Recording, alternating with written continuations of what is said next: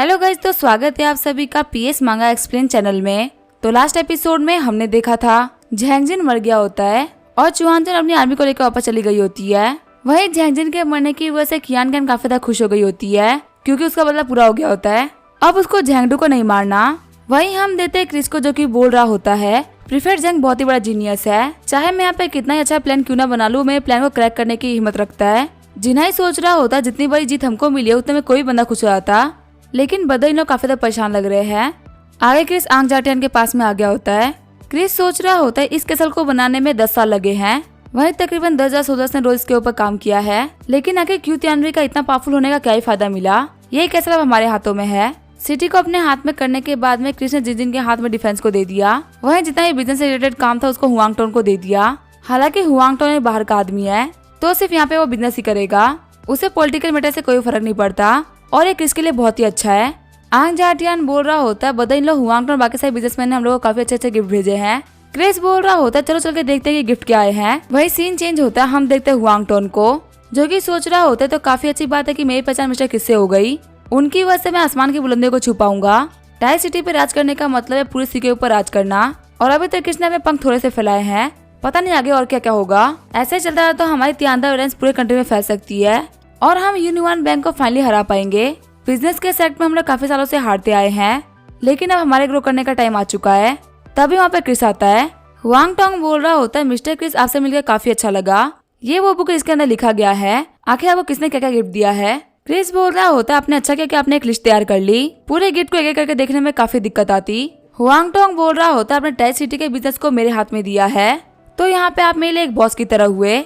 आपका काम करना और आपकी इज्जत करना तो मेरे जाहिर सी बात है। बुक पढ़ते हुए क्रिस सोच रहा होता है यहाँ पे हम लोग को बहुत सारे अच्छे लोगों ने गिफ्ट दिया है। चलो ये तो काफी अच्छी बात है कि मिलिट्री स्ट्रगल खत्म हुआ, अब बारी है पॉलिटिकल स्ट्रगल की। अब मोनार्क ये फरमान जारी कर दे कि टाई सिटी और लीजो आइसलैंड हमारा हो चुका है। उसके बाद यहाँ पे सारी चीजें क्लियर हो जाएगी। अगर चीजें मेरे साथ चलती रही तो तकरीबन 2 दिन के अंदर झंडू मेरे पास में आने वाला नेगोशिएशन करने के लिए। क्रिस बोल रहा होता है यहाँ पे जितने भी बिजनेसमैन ने जो भी गिफ्ट भेजे हैं मैं वो सारे के सारे याद रखूंगा, क्योंकि वक्त आने पे मैं उनको उतना ही फेवर करूंगा। हुआंगटोंग बोल रहा होता है इन सारे बिजनेसमैन को पता है मिस्टर क्रिस आप कितना पावरफुल है, तो शायद ही कोई यहाँ पे आपको अच्छा गिफ्ट ना देके प्रोवोक करने का ट्राई भी करेगा। हुआंगटोंग सोच रहा होता है इनको यहाँ पे गिफ्ट पढ़ने में काफी सारा टाइम लगने वाला है। तभी जो क्रिस होता है वो लिस्ट देने लगता है। हुआंगटोंग बोल रहा होता है मिस्टर क्रिस क्या हो गया, क्या आप गिफ्ट के लिस्ट से सेटिस्फाइड नहीं है। क्रिस बोल रहा होता है ऐसी बात नहीं, मैंने पूरी की पूरी लिस्ट पढ़ ली। यहाँ पे किसी ने खूबसूरत लड़की को क्यों नहीं भेजा मेरे लिए गिफ्ट के तौर पे। खांसते हुए हुआंगटोंग बोल रहा होता है इसका सिर्फ एक रीजन है, आपके और क्यूआ के रिलेशन के बारे में सभी लोग जानते हैं, ऐसे में किसमें हिम्मत है कि वो किसी भी लड़की को आपके पास में भेजते।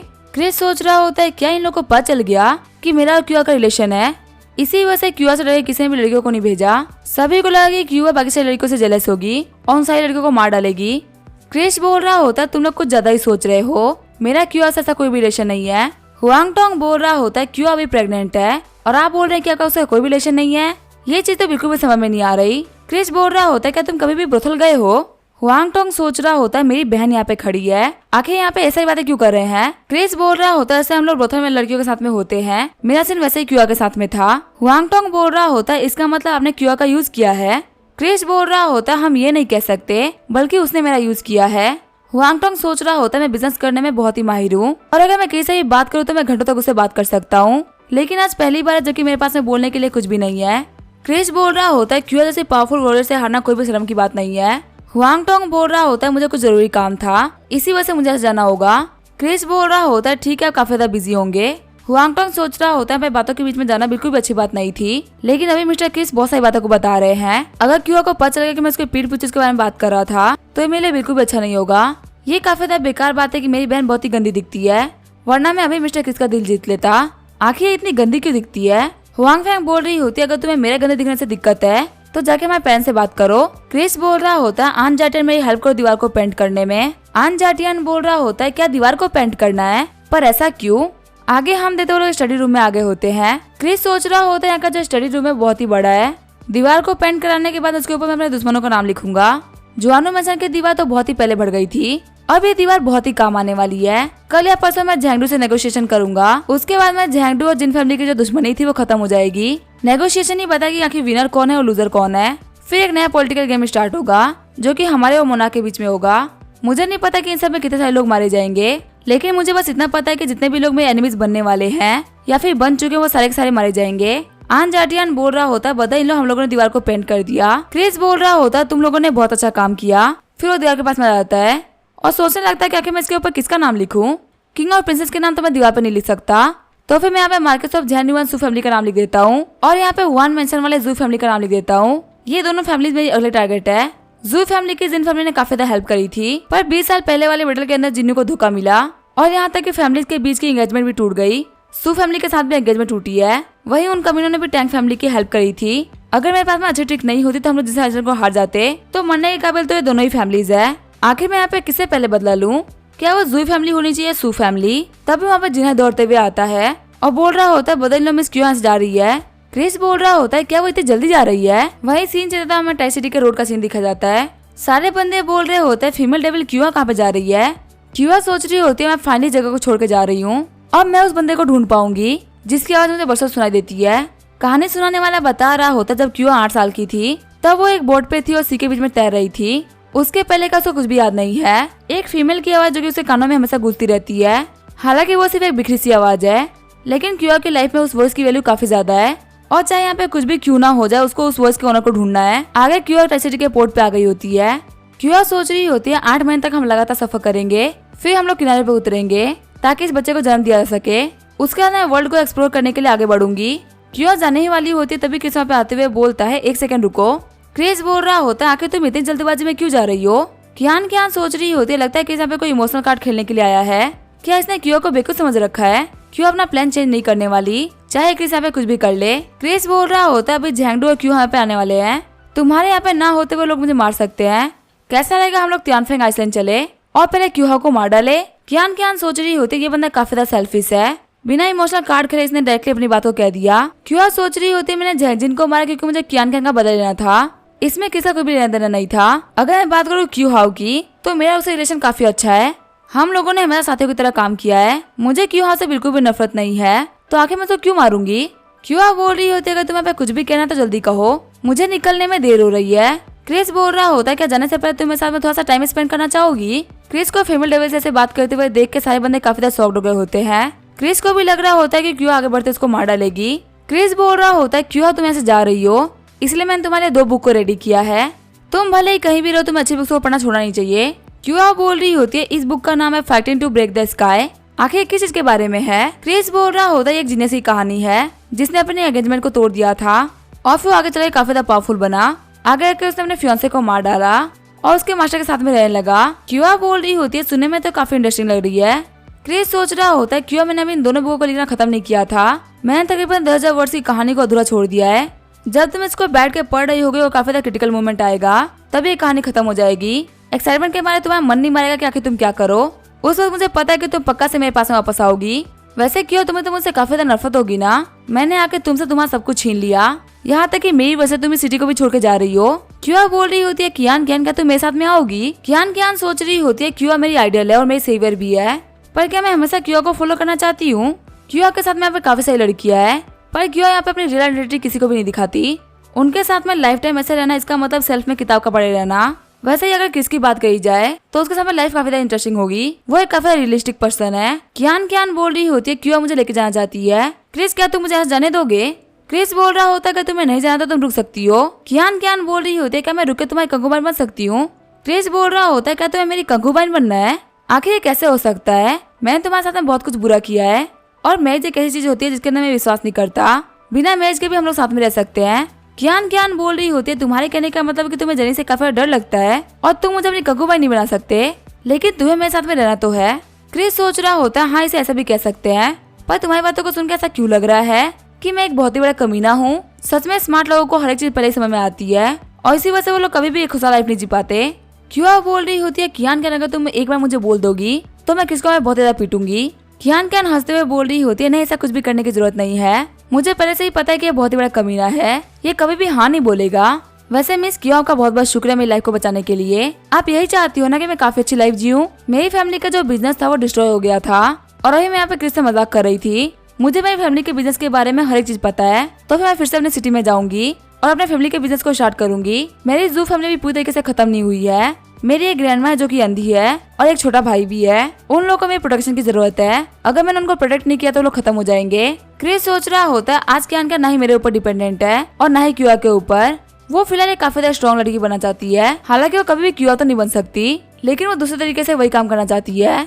तभी जो क्यूआ होती है वो कियान का गले लगा लेती है। क्यूआ बोल रही होती है अपना ख्याल रखना। कियान क्या रोते हुए बोल रही होती है मुझे आप हमेशा याद रहेंगी।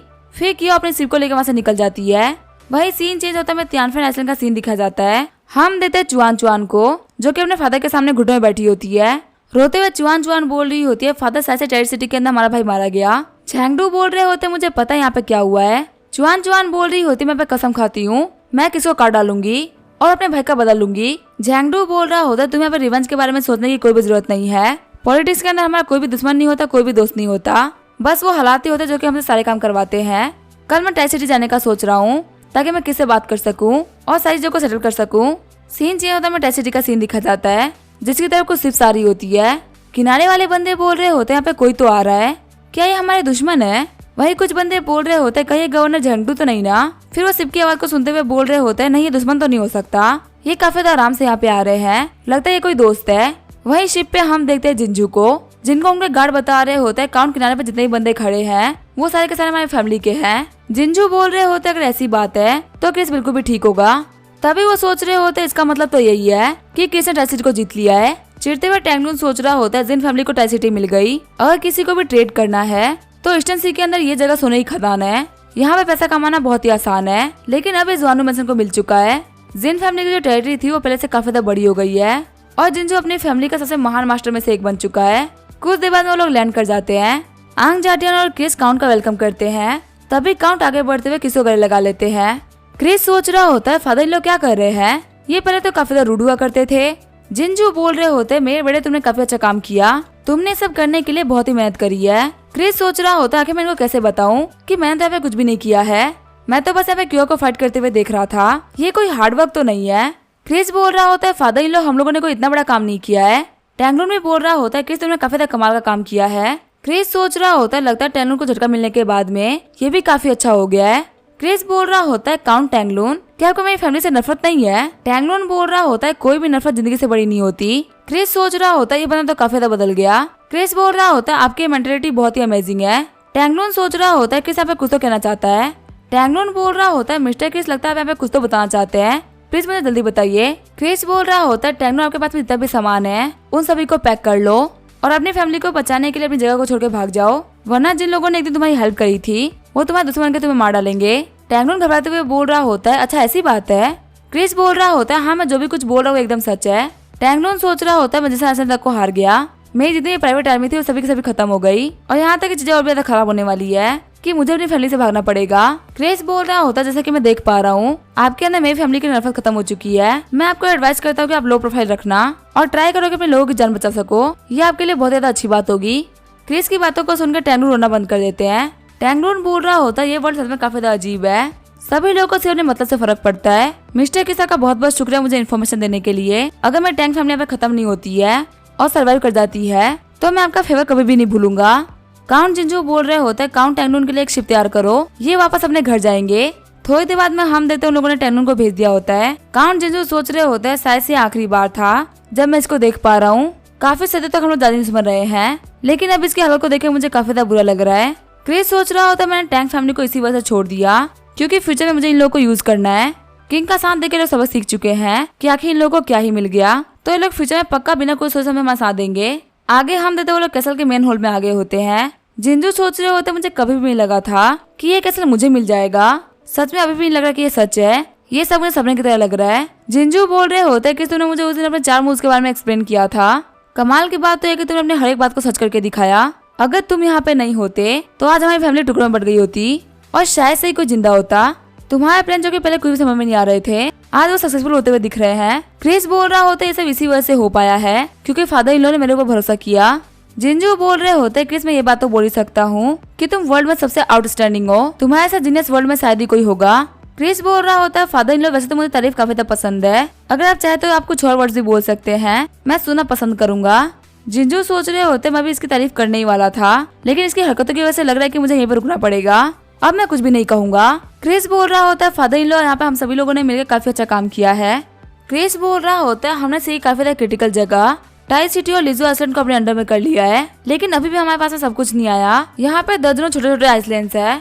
दूसरा सबसे बड़ा आइसलैंड है वो है तियानफेंग आइसलैंड, जिसके ऊपर गवर्नर झेंगडू का कब्जा है।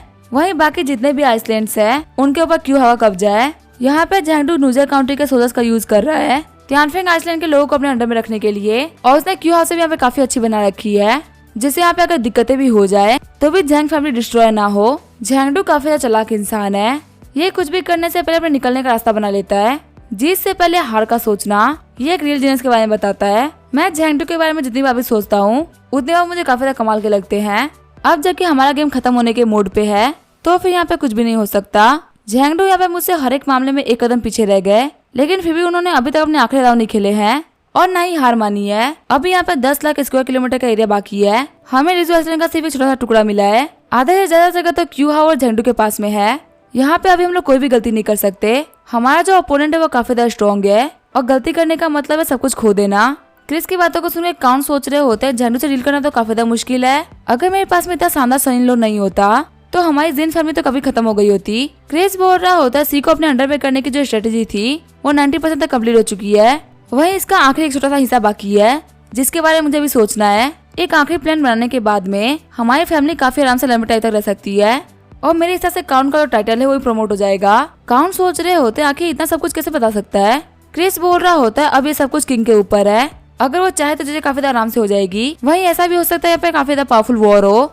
अब ये गेम हमारे और मोना के बीच में आ चुका है। काउंट बोल रहे होते तो वक्त ही बताएगा कि आखिर कौन जीतेगा। वैसे इस बैटल में जुआनों में से कोई भी इंसान नहीं मरा है, लेकिन हमारे पैसे बहुत ज्यादा खर्च हो गए।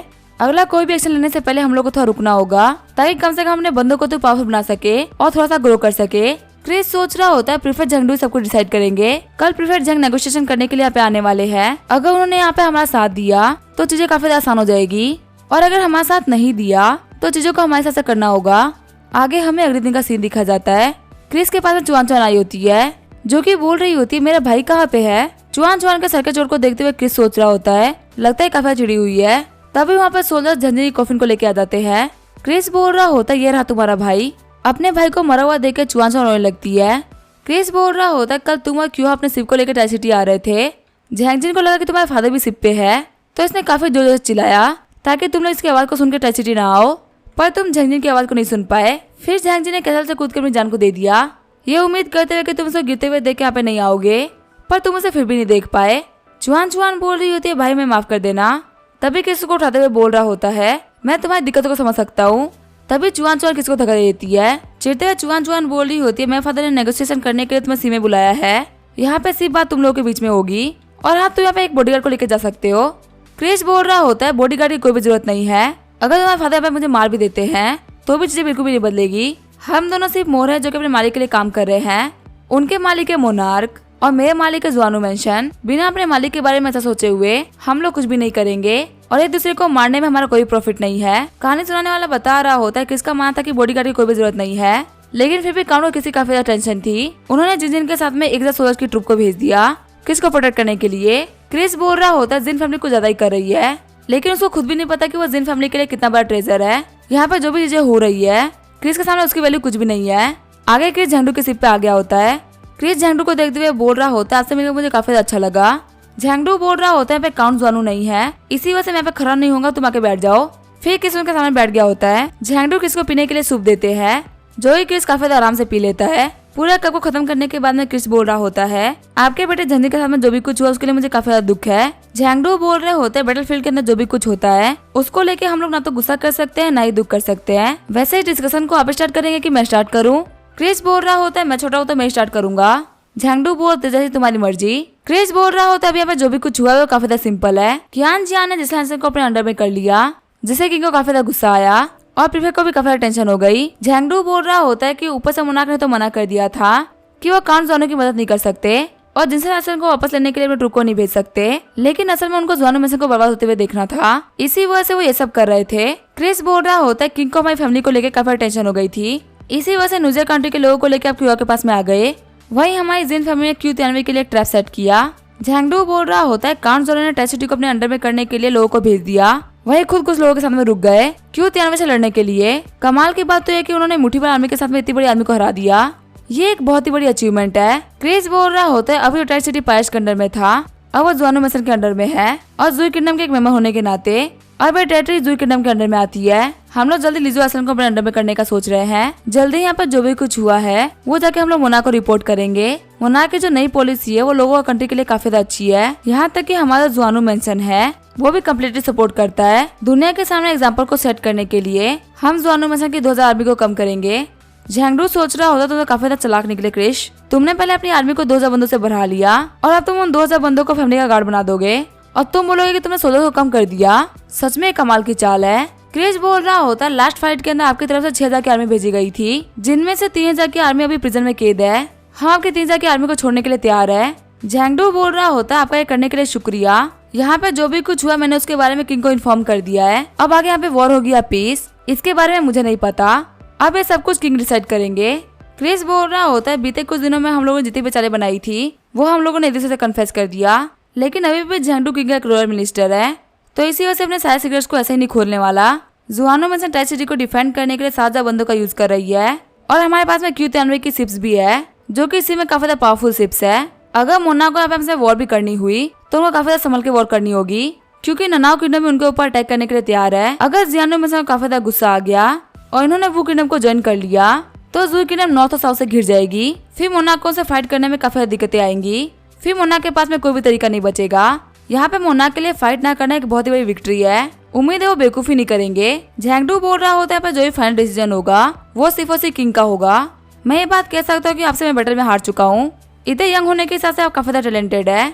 क्रिस बोल रहा होता है गवर्नर आपने यहाँ तक पहुँचने के लिए काफी ज्यादा मेहनत करी है। उम्मीद है यहाँ पर आपके एफर्ट को इज्जत करेंगे। झैंगडू बोल रहा होता है काउंट जोनो और मेरी एज लगभग सेम है। 10 साल से हम लोग एक ही मेटर में घिरे हुए थे, पता नहीं हम दोनों बूढ़े इस मेटर में कब तक घिरे रहेंगे।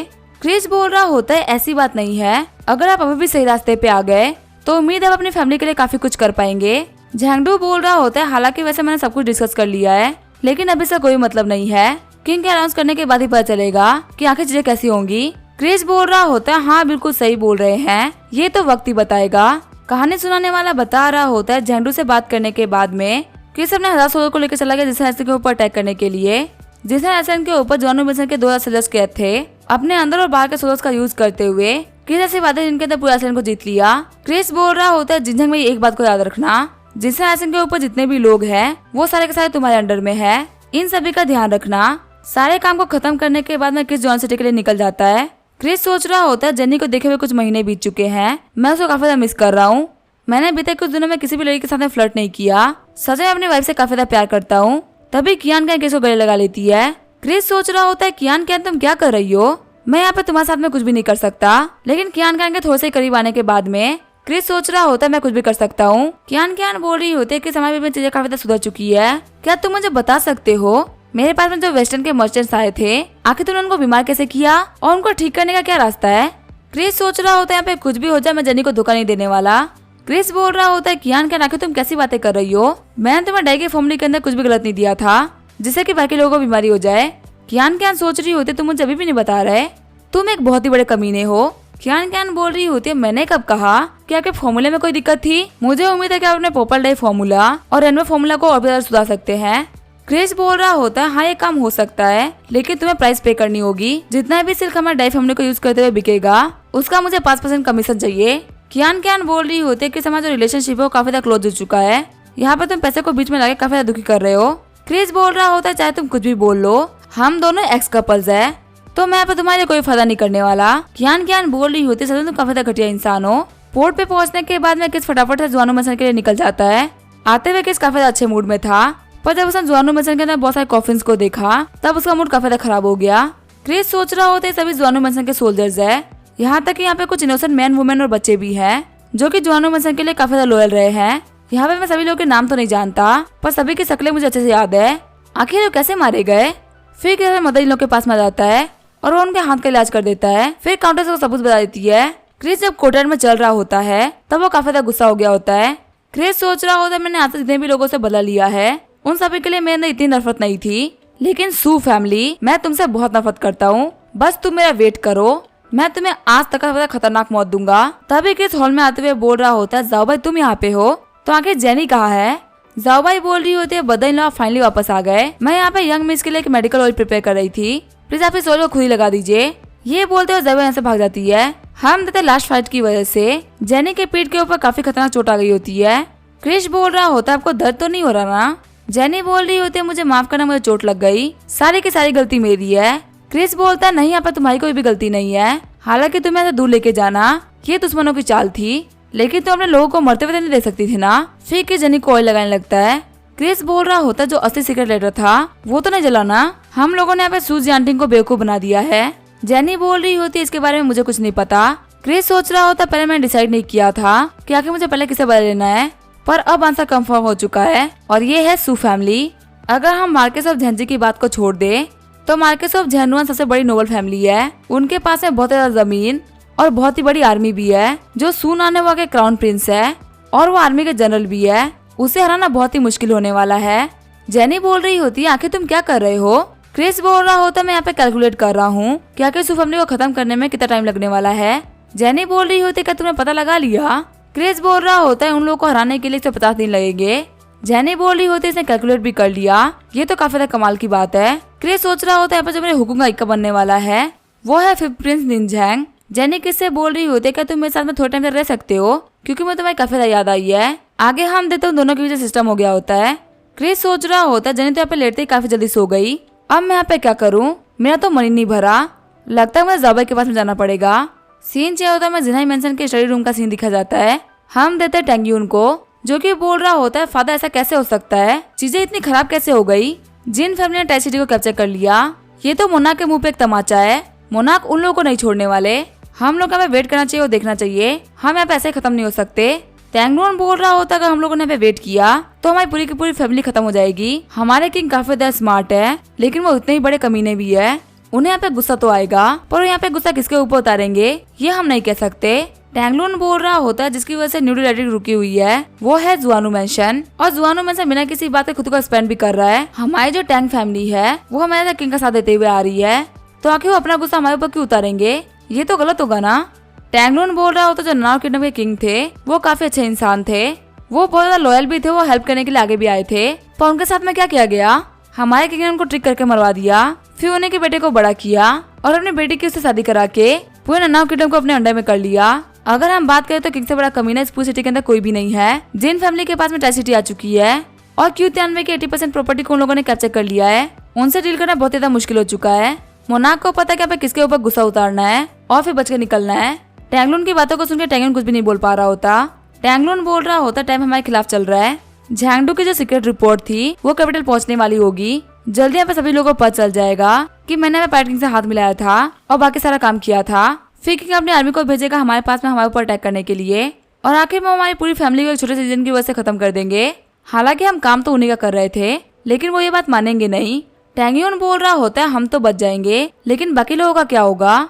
टैंगलोन सोच रहा होता है, हाँ मेरे बाकी बेटों का क्या होगा। अगर मैंने अपने सारे बेटों को बता दिया कि यहाँ पे क्या चल रहा है तो सारे के सारे यहाँ से भाग जाएंगे और शायद से वो सर्वाइव भी कर पाए, लेकिन ये देशद्रोह कराएगा और ये कुछ ऐसा होगा जैसे कि हम लोग किंग के मुंह पे थप्पड़ मार रहे हैं। फिर किंग टैंग फैमिली के हर एक बंदे को ढूंढ ढूंढ के मारेंगे। पर अगर हम बात करें टैंगयून की, तो अगर वो यहाँ से भाग गया तो किंग कुछ नहीं कर पाएंगे।